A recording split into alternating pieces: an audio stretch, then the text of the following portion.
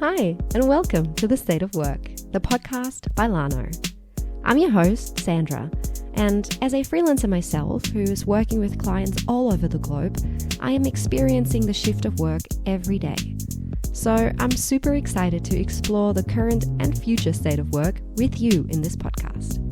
We will talk about the benefits, limitations, and solutions around remote and flexible work and explore many different ways to collaborate and work together. For this, I am chatting with business leaders, innovators, freelancers, and remote employees to learn firsthand how they manage their day-to-day life in an ever-changing and ever-evolving world. We are back with Paul Arnesen from Talentroo for a deep dive into global compensation. We had Paul on before, and if you haven't listened to that episode, it's called How to Recruit the Best Talent for Global Expansion, so make sure to check that out. In that episode, he already mentioned the importance of a global compensation strategy, which is exactly what we talked about in our second conversation. So if you are looking into hiring remote employees, or you want to scale up your already existing remote workforce, this is the episode to listen to. Paul explains how companies can approach the topic of global compensation and which strategies to choose from. He also gives some real-life examples and advice on how to decide how much to pay your remote employees, while also explaining the different implications global compensation can have on the national workforce of a country. Paul, thank you so much for joining us for round 2 on the State of Work podcast. We've recorded another episode before, which people can listen to. It's called How to Recruit the Best Talent for Global Expansion. And in that talk, you did mention global compensation already, and you're very passionate about that topic, and you were sharing some of your ideas. And we just thought there's so much there that people can take home and think about and learn from, that it's worth doing a standalone episode on this topic. So let's dive right in. Could you explain for anyone who hasn't listened to the episode just yet, what is global compensation? Yeah, well, first and foremost, thank you very much for having me back. I really enjoyed the first chat, and I really encourage everybody to go and listen to that, obviously. Well, so yeah, global compensation basically, well, the way I would define is when you are hiring on a global scale, you have to deal with a lot of different payment systems and structure, because you are not hiring a person from one country that is taxing to one region or one country alone. You might have people in Asia or in Europe and everything. So you're looking at sort of setting up a for your HR department, like a system where basically, or like you have to organize your way of compensating people depending on where they're living. Yeah. And that the complexity then comes into, are you going to set like one standard of compensation that is sort of all encompassing the entire globe, or are you going to look at different models depending on where someone lives? Or so there's a lot of sort of issues that can arise from thinking about how you're going to compensate someone when you have a global company or a mindset of being a remote first company that hiring people from wherever they live, and that can work from either anywhere or work from home from where they live. And does compensation include benefits then as well? That's just something that popped into my head just then, because obviously, you know, in different areas have different benefits that are legally required, and companies do offer additional benefits as well. Would you include that in compensation? Yeah. So, well, then again, it comes down to what kind of sort of payment structure or contractual structure you want to have on your employees. So most of the time, if you are working with a lot of independent contractors, freelancers, like benefits and everything is sort of not included. That's sort of based on, it's sort of tax implication that comes into play then. If you sort of give a freelancer equipment, for example, or like, like a gym membership and stuff like that. Yeah. But at the other end, if you do have a lot of, full-time employees, then benefits definitely becomes part of global compensation. And there's a lot of things to sort of, talk about around that as well, because culturally, for example, benefits is different. What is maybe a interesting benefit to have in one part of the world might not be that interesting in another part of the world. For example, I'm from Scandinavia. There's a lot of a typical benefit is like a gym membership. Yeah. That might not be that interesting in other part of the world where they might Yeah. have food vouchers, for example, stuff like that. So again, if this comes under which it does global compensation, you know, even more complexity arises, because then you have to define what someone in one part of the world wants and then what someone in another part of the world wants, and it's difficult to make one. In my opinion, it's difficult to make one model fit everyone. That's a perfect segue into my next question, which is when and why would a company need a compensation strategy? And maybe also, what are the different strategies or approaches you could take? You've mentioned already maybe looking at individual strategies. So, depending on where your employees are from, or if you're having full time employees versus freelancers. So, what are the different approaches, and when would a company need to actually start thinking about a proper strategy? Yeah, so I think that's all about scaling. I would say, from my experience of working with companies, most companies in a startup phase, they will probably rely mostly on independent contractors because they want to have projects done. And Mm-hmm. so they sort of hire someone on a short-term basis to sort of develop either a marketing strategy or a sales strategy or something. And then you hire independent contractors to help you sort of establish your business. Yeah. Obviously, then you only have to worry about, say, this project has a cost, like, and then that's what you pay at sort of a compensation on to that contractor for developing Yeah. or finishing that project. Obviously, when you scale up, or if you have maybe a startup with a lot of funding, maybe you want to start developing a team and you sort of start hiring a talent acquisition specialist or a talent acquisition team, and then you basically then define, okay, we are, especially if you're going to be, say that we're going to hire remote people and we want to look for the best person out there regardless of location, then you have to then develop that strategy to say, okay, what do we want to say, like what's our budget for a position Yeah. and what are we willing to pay? And if that is sort of the idea, then maybe it doesn't matter where they live or where they come from, because you already defined that budget for that role. That's sort of the higher level of stuff. I think that the most big companies today that are scaling up, they do that approach first. Say the cost of an Mm-hmm. employee for this role is this much, and then we are hiring remotely, so it doesn't matter where they live. We're going to pay that regardless. Yeah, and they're referring to their local market, I guess, then. So wherever the startup is based and the average industry standard. Exactly. Yeah. So some companies that I have worked with, say like German companies, for instance, they say, okay, you work for a German company, but maybe you live and your tax residency is, say, Argentina. We're Yeah. gonna pay you the same salary that you would be paid if you lived in Germany or Berlin, for example. That's a very common strategy that is sort of happening more and more.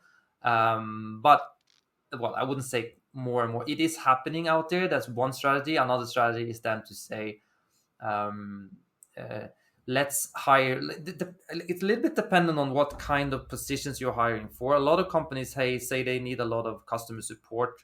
They might still go to some of those like typical customer support countries like the Philippines and South America, and and you find people there, and obviously then you Yeah. budget in because the cost of them is lower. So that's sort of what you then that's sort of the strategy you then develop in terms of budgeting for that compensation.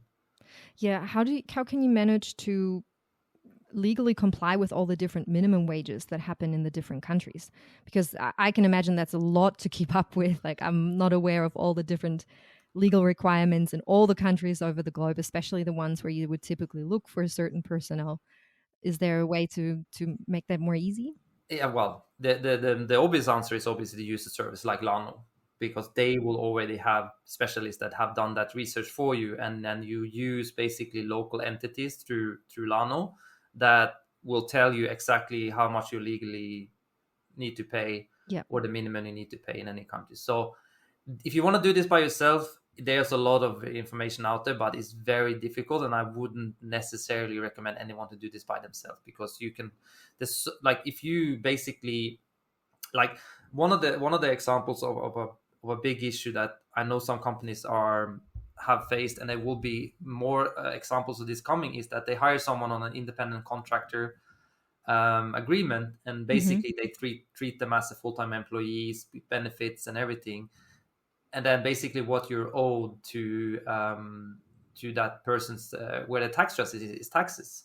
Yeah. Because the country, especially Germany, is a big example of this. They might come in and check with that person and ask them what they've been doing and how they're being compensated, and then all of a sudden, because you haven't navigated those waters before you actually decided to make the contract, you are owed a lot of taxes on a person you didn't think about that you had to pay employee taxes on. Yeah, false self-employment, I think, is the buzzword here. Exactly, that people have to look out for, not only companies, but also freelancers, because they are liable for this as well, as they have to make sure that, I think, less than 80% of income is coming from one single partner they're working with. So yeah, that's definitely a big thing to look out for. Yeah, and then one of the things that has happened now, I've seen, because a lot of people now, potential employees and candidates on the market, they are looking for remote work, but they don't understand this because they don't have this information. Because you, as a person that find maybe an open vacancy, an open job on the market, say, I'm going to apply for this, it says fully remote, but it says maybe a contractor, you sign the contract and then you start working, and then you're surprised that it's not like a full-time employed position, because you're basically a contract, and then you have to deal with all your own taxes and everything like that. And then it comes back to the service provider or the client to basically, are you able to provide this information up front? And again, then a service like Lano will actually help also then navigate on the employee side, the candidate side, to say, this is what you need to do, here are all the documents that you need to send to us to be legally register as a freelancer or an independent contractor in your country. How can companies decide then how much to pay their employees or contractors? You already mentioned that a lot of companies choose to just, follow their own local industry standard. But as I understand it, there's a lot of ups and downs and pros and cons for either approach that you can have. Could you maybe name a few different approaches and what the benefits and disadvantages of those are as well? Yeah, so usually, one of the unknowns, I remember myself when I sort of set up my company and we started looking at hiring people from different regions of the world. I was a little bit unaware of tax issues in different countries, and I mean tax as an employer. So as an employer, you actually legally obligated. You need to pay taxes to the country. So when you're hiring someone, say as an example, I was looking at hiring people from Portugal. I used to live there. I have a good network down there, and I wanted to hire them full time. And I had like a fixed salary in mind. But when I did the calculation in Portugal, how much I as an employer has to pay in taxes on that employee to the Portuguese tax authorities, all of a sudden the total cost of that employee became very much higher than, say, I wanted to do the same for someone living in Germany, because taxes as an employer to Germany is much lower than it was in Portugal. So the total calculation that I had to consider was basically not only just the employee's compensation, but also the taxes as an employer had to pay. So basically what you have to do then is you have to make a total package cost of a role or a position. So say like a position is worth up to, this is just what I would do, maybe is they say that the role is 5,000 euros per month, or 60,000 euros per year. If that is salary only, then you have to then calculate, depending on where they are living, like either like 5%, 10%, 15, up to 20, 25% employer tax as well. And then you basically then have to calculate the total cost of that position. That means that basically it becomes very difficult for people that live in countries like Portugal, which I use them as an example because they have very high employer taxes in Portugal. For me as an employer to hire someone from Portugal and pay them what I would pay them if they were tax resident of Germany. Just because the total cost would be so much higher in Portugal. So I sort of have to make that calculation. So it will sort of impact my bottom line. If I will say I want to have 20 people living in Portugal, all working on a German salary, maybe I should just hire them from Germany, because the quality, then it also comes down to where are the best people living, which is obviously very subjective. It doesn't really make sense. But yeah, so that's one of the implications, where you are thinking about this. Yeah. I think another problem. It's not a big deal at this time, but it might become a problem. Is that what you're doing when you are hiring in a specific country is that, and if you are based in one part of the world and you're hiring a lot of people from another part of the world, and you have defined your salary or your compensation to be based locally. Yeah. Say that you are a German company and you want to hire most of your people or staff from Brazil. Yeah. You want to pay them on German um, compensation rates. You're basically creating a little bit of an internal, like you're creating competition in that market you're hiring from. Yeah. That the other companies locally in Brazil, is impossible for them to compete for the same talents. Yeah. This is not a problem when it's like 2 or 3 roles, but if say a big company comes in and say, we are Silicon Valley salaries, we're going to go to India, we're going to hire like 5,000 people on Silicon Valley salaries, say software developers, designers, very skilled labor. Yeah. In essence, you will create something like a brain drain, Mm. where the best people will always tend to look for those remote companies that are offering salaries that are locally based, Yeah. Silicon Valley, Germany, the UK, wherever. And they would sort of maybe sit around and wait for those positions to be available and not say yes to local position with local pay rates, because Yeah. the salary differences is massive. And what are the implications of that again is that, so basically this is like healthy competition, but in the end what could happen is that actually governments come in and they will limit a little Yeah. bit about what can, because I had this discussion with someone in Portugal, and I say, why would a software developer, so if for those who don't know, like average salaries in Portugal is somewhere between 1,000 1,200 euros per month, Mm-hmm. um, Is that before or after tax? before taxes. Yeah. A good software developer would make that, in Portugal, a Yeah. skilled one. But I had an interview with a few people in Portugal for a client, and I said, so the client is offering, 5,000 euros per month, or something like that. And then they said, well, that's less what I make now, because obviously they didn't work for a Portuguese company, they worked for an international company. Yeah. But a government, say a Portuguese government or Spanish or whatever, they also need those developers to work on their projects, to Yes. develop their services internally. There are also smaller companies there that need to have the same people. In the end, this sort of competition, especially for those high demand roles like software developers and those engineers and everything, they might tend to sort of wait for that opportunity for remote companies because it's expanding so fast. And companies like Lano and everybody are making it easier for companies to go into these countries and hire. So my worry is that maybe governments would say, well, we're going to limit a little bit, or we're going to put an extra tax on companies hiring remotely, because we need to make sure that we don't lose those people to international companies. You're basically hindering the local national economy or the businesses in those markets, for example Portugal, to move on and make good profits and get the best talent that can help them build their companies and have substantial growth, because you're taking the talent away from them. Yeah, I mean, on a big scale, yes, it can become a problem. I know that for when I studied my HR back in the day, I was living in New Zealand, and there was a big problem of brain drain there from engineers and doctors and everything moving to Australia because the salaries are higher.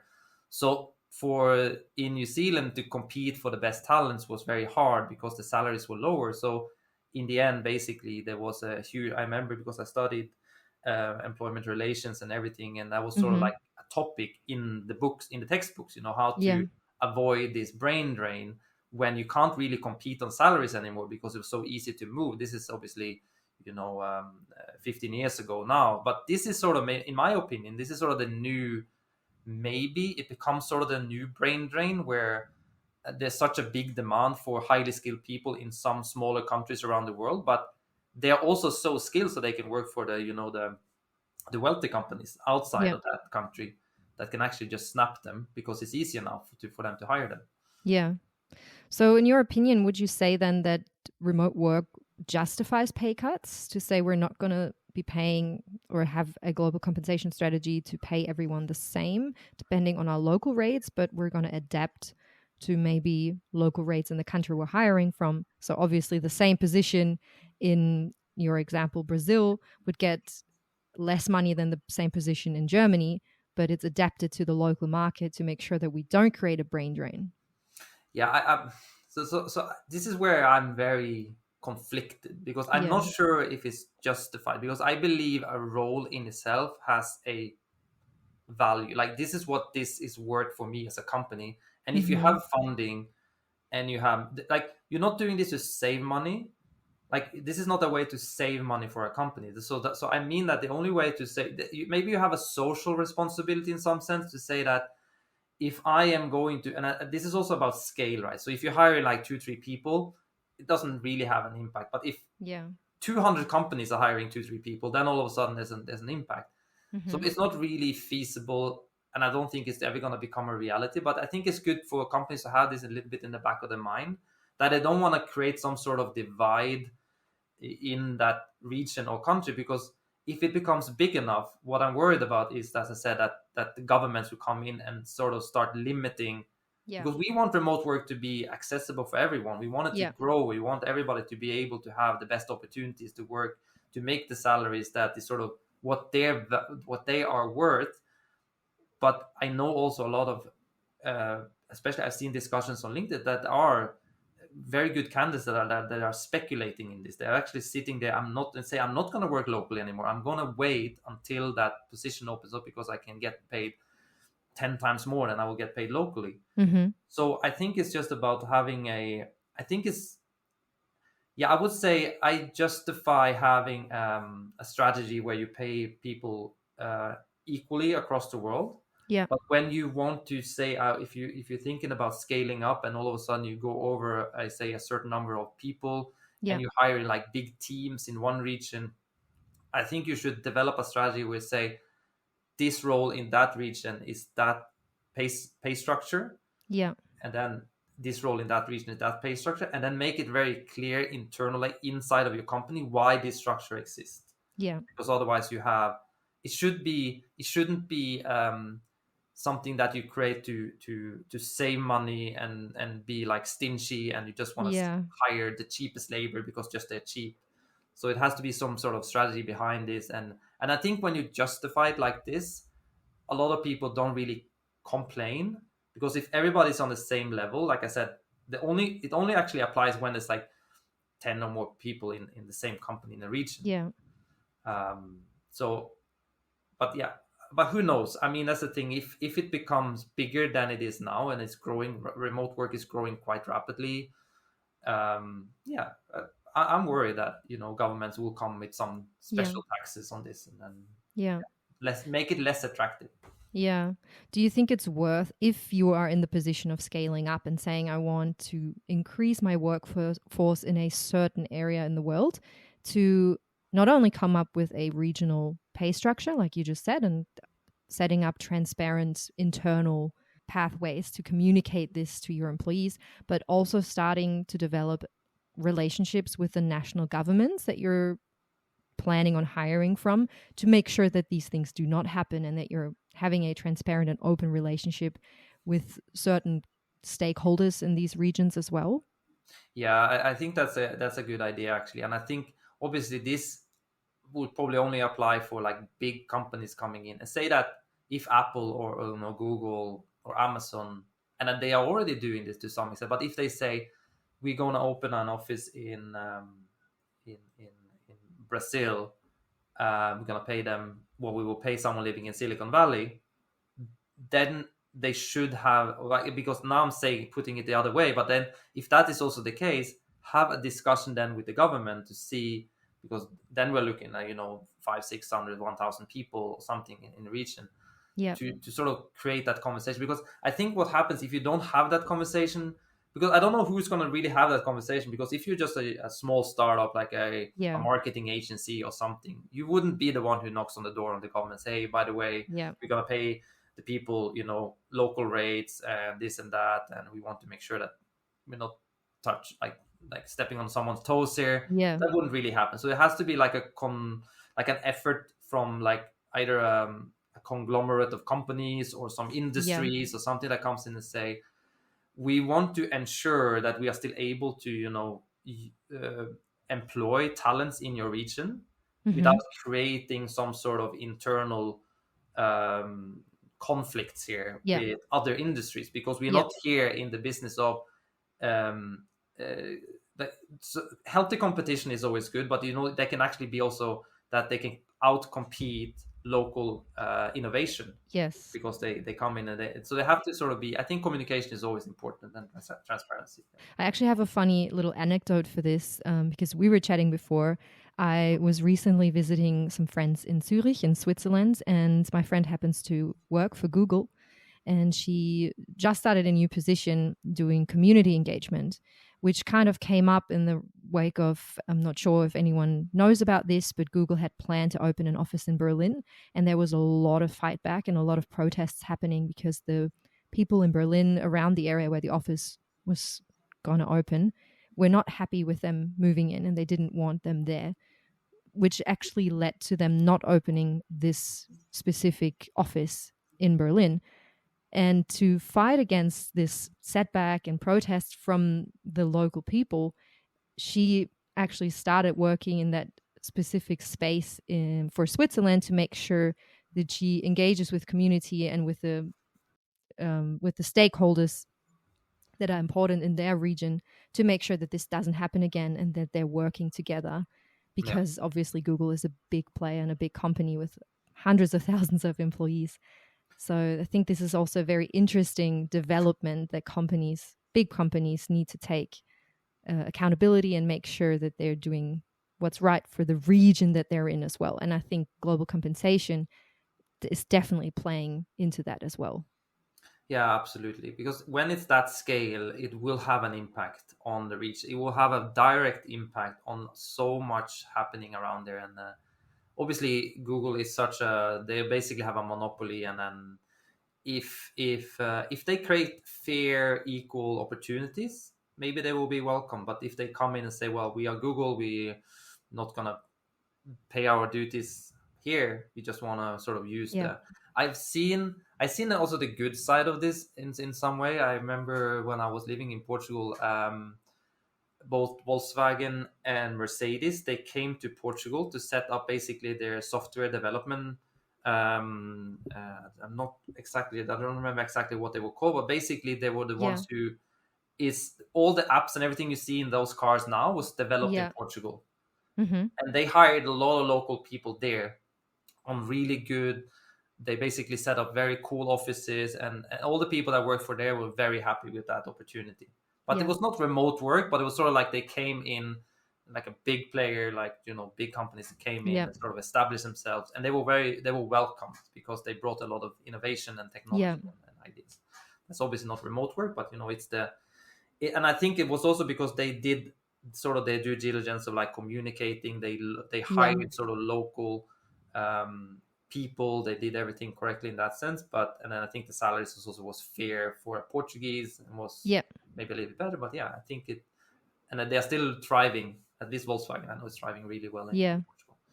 Yeah. So I think the takeaway here from this conversation is, if you're just starting out hiring a global workforce, make sure that you have these things in the back of your head. And by the time you're starting to scale up and you're focusing on one specific area in the world to get your employees from, make sure that you have these conversations, that you put some strategies and processes in place to make sure that you know what approach you're taking, and just be aware of the implications that can possibly have, and get the help from the people, from the services out there that can support you, because you don't have to figure this out alone.